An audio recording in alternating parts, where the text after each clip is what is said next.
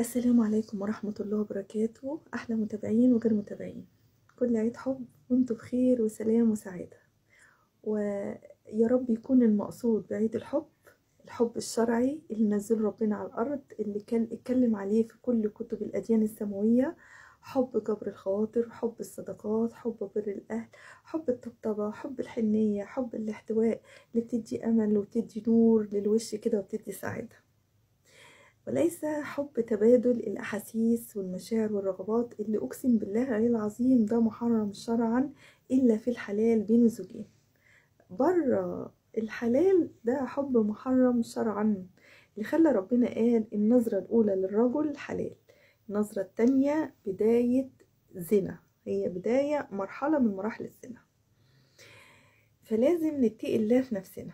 خلاص، الحب جميل وبيدي أمل، ولو احنا عشنا في الأرض الحب عملناه تبادل مصالح هنمسك في بعض كده اهو. ليه؟ لأن الحياة خد وهات. الناس اللي بتاخد بس انتوا ناس أنانية. ربنا منع منكم أحلى صفة حب العطاء. الناس اللي بتدي دي ناس بتؤجر على عطائها. اوعوا تفتكروا انها بتديكوا عشان انتوا أملة، دي بتديكوا عشان طلب الإحسان من رب العباد.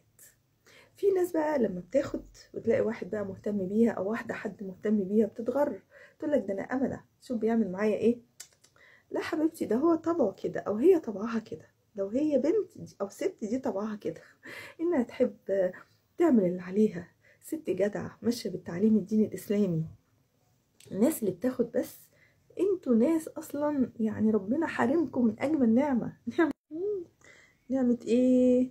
نعمه العطاء، لان دي اجمل نعمه. الحياه خد وهات حتى بين الزوجين، اديني واديك، اديني واديك. مفيش زوجه تاخد بس ومفيش زوج ياخد بس، اديني واديك.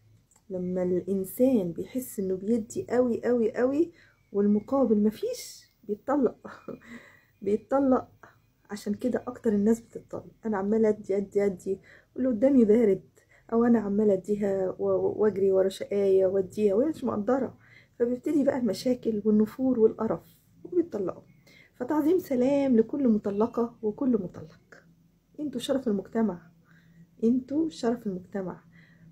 ولا ليا فيديو بقى عن المطلقه والمطلقه لان انتوا بهدلتوهم قوي بصراحه، بس انا بقول لكم من غير الفيديو كل سنه وانتوا طيبين يا عساسيل، لان انا عارفه ان مفيش حد هيقولها لكم. انا بقولها لكم. الحاجه التانية اللي عايزه اقولها لكم